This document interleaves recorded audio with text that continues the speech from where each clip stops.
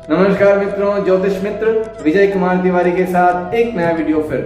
तो मित्रों, दीपावली का बहुत बड़ा त्योहार हमारे भारतवर्ष में मनाया जाता है और दीपावली का त्योहार 5 विशेष पर्वों के साथ मनाया जाता है, जो कि प्रारंभ होता है धनत्रयोदशी यानी धनतेरस से, तत्पश्चात रूप चौदस और उसके बाद दीपावली का कार्यक्रम रहता है और उसके अगले दिन जो है गोवर्धन पूजा और तत्पश्चात यम द्वितीया और भैया दूज का कार्यक्रम रहता है। तो इस प्रकार 5 दिनों का ये विशेष पर्व वर्ष में एक ही बार आता है और पूरे भारतवर्ष में हर्षोल्लास के साथ मनाया जाता है। तो आज मैं इस वीडियो में धनतेरस के विषय में आपको पूर्ण बात बताना चाहूंगा, इसके मुहूर्त और किस प्रकार से इसकी कहानी जुड़ी है और क्यों मनाया जाता है धनत्रयोदशी।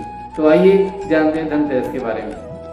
तो मित्रों, धनतेरस के विषय में ये वीडियो मैंने आपको प्रस्तुत किया है। और धनत्रयोदशी क्यों मनाई जाती है, तो कहा जाता है जब समुद्र मंथन था, यानी देवताओं और राक्षसों के मध्य जब समुद्र मंथन हुआ था, तो उसमें धन्वंतरी भगवान जो है अमृत का कलश लेकर प्रकट हुए थे।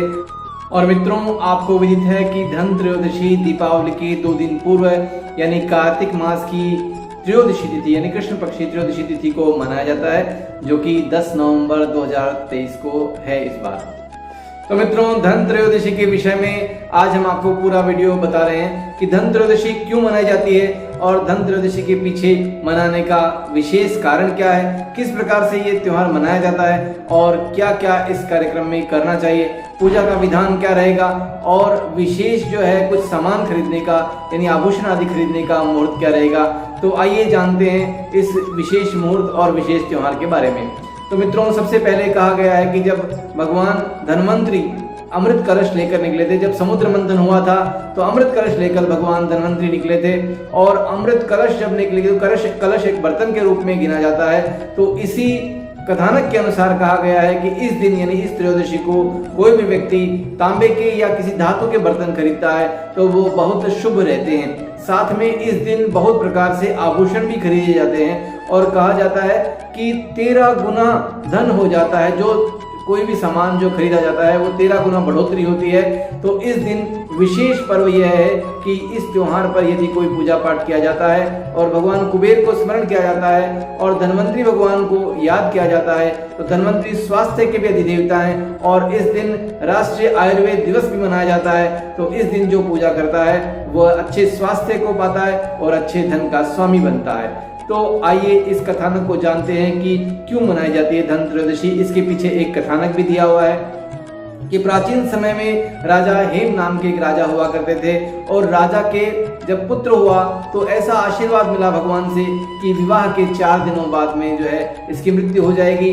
तो ऐसा कहा गया कि भाई जब विवाह के 4 दिन बाद में इसकी मृत्यु हो जाएगी, तो राजा ने ऐसे जन शून्य स्थान पर भेज दिया जहां पर स्त्रियां नहीं हो, लेकिन देवताओं के आशीर्वाद से वहां पर एक कन्या का आगमन हुआ और उनके बीच गंधर्व विवाह जब हो गया तो 4 दिन बाद में उस राजा के पुत्र की मृत्यु हो गई। जब मृत्यु हो गई तो वह विलाप करने लगी और यमदूत जब उसे ले जाने लगे तो उनका मन भी द्रवित हो गया। जब यमदूत उसे भगवान यमराज के पास लेकर गए तो भगवान यमराज से यमदूतों ने पूछा कि हे भगवान, इस अकाल मृत्यु का कोई उपाय तो हो सकता है। तो भगवान यम ने बताया कि इस दिन यानी धनत्रयोदशी के दिन, धनतेरस के दिन पूजा की जाए, यानी कि धन्वंतरी की पूजा की जाए और साथ में दक्षिण दिशा में यदि मेरे नाम से दीपक जला जाए तो उसकी व्यक्ति की अकाल मृत्यु नहीं होगी। और भगवान के आशीर्वाद से ऐसा जब रानी को सूचना मिली, यानी उस कन्या को जो विलाप कर रही थी उसे सूचना मिली, सूचना मिलने के बाद में उस रानी जो बालिका थी उसने धन्वंतरी जयंती के दिन जो है बहुत सारे दीपक जलाए और दक्षिण दिशा में विशेष दीपक जलाया। तो उस दीपक जलाने से उसके पति को वापस जीवन दान मिल गया। तो इसीलिए धन्वंतरी जयंती मनाई जाती है। और इस दिन स्वास्थ्य के अधिदेवता भी माना गया, क्योंकि देवताओं के जो चिकित्सक थे उसे धन्वंतरी कहा गया है और धन्वंतरी जी है ना बहुत बड़े चिकित्सक थे और उनकी पूजा करने से स्वास्थ्य वर्धन भी होता है। साथ ही इस दिन किस प्रकार से पूजा करनी चाहिए और किस समय शुभ रहता है यह पूजा का समय, तो मैं आपको इसी में विस्तार से बताता हूँ। तो मित्रों, यह जानते हैं कि यह त्योहार किस दिन मनाया जाएगा। तो इस बार 10 नवंबर 2023 को यह त्योहार मनाया जाएगा, यानी धन्वंतरी जयंती और धनतेरस का त्योहार 10 नवंबर 2023 को मनाया जाएगा। अब सर्वप्रथम यह त्योहार किस समय प्रारंभ होता है, तो अभिजित समय के अंदर 12:36 पर यह त्योहार प्रारंभ होगा, यानी त्रयोदशी तिथि जो है वो 12:36 पर प्रारंभ होगी और अगले दिन जो है प्रातःकाल तक त्रयोदशी तिथि रहेगी। लेकिन जो शुभ समय है खरीदारी का और पूजा समय जो है वो शाम को प्रदोष काल जो है 5:44 से लेकर 7:44 तक प्रदोष काल रहेगा। इस प्रदोष काल में सभी लोग पूजन कर सकते हैं और 5:15 के बाद में अगले दिन प्रातः काल तक खरीदारी कर सकते हैं। किसी भी आभूषण को और किसी भी प्रकार का जो अलंकरण है वो आप खरीद सकते हैं। चांदी के बर्तन खरीद सकते हैं और तांबे और पीतल के जो धातु के बर्तन हैं वो भी खरीद सकते हैं। तो अब मैं आपको बताना चाहूँगा कि किस प्रकार से पूजन करना चाहिए। तो धन्वंतरि जयंती के समय विशेष पूजा तो होगी, क्योंकि भगवान गणेश की, माँ लक्ष्मी की और कुबेर जी की और धन्वंतरि जी की ये मूर्तियां तो रहेंगी। साथ में इनकी षोडशोपचार से पूजा की जाएगी, यानी धूप दीप नैवेद्य जो 16 प्रकार हैं उनसे इनकी पूजा की जाएगी।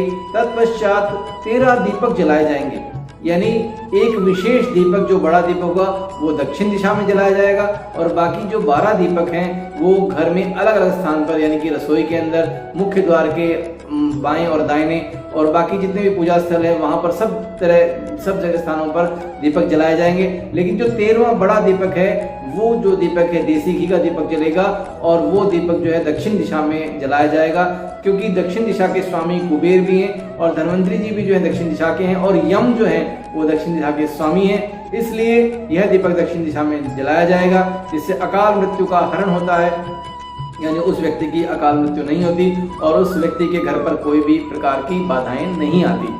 तो इस प्रकार ये पूजा की जाएगी।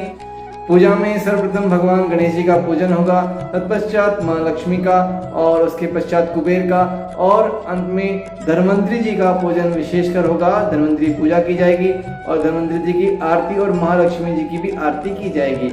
तत्पश्चात इस जो प्रसाद होगा उस प्रसाद का नैवेद्य का भोग लगेगा, यानी जो आप मिठाई वगैरह लाएंगे उसका नैवेद्य का भोग लगेगा और नैवेद्य के पश्चात जो है वो भोग लगाने के बाद में आप प्रसाद वितरण कर देंगे। इसी प्रकार से धन्वंतरि जयंती मनाई जाएगी और भगवान धन्वंतरि का आशीर्वाद लेंगे ताकि आपके जीवन में खुशियां और प्रसन्नता और अच्छे स्वास्थ्य और धन की दिनों दिन चौगुनी जो है वो वृद्धि होती रहे। तो इसी प्रकार से भगवान से आशीर्वाद लीजिएगा।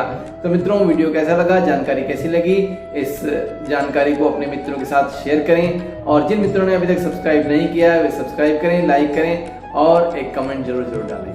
धन्यवाद। जय हिंद।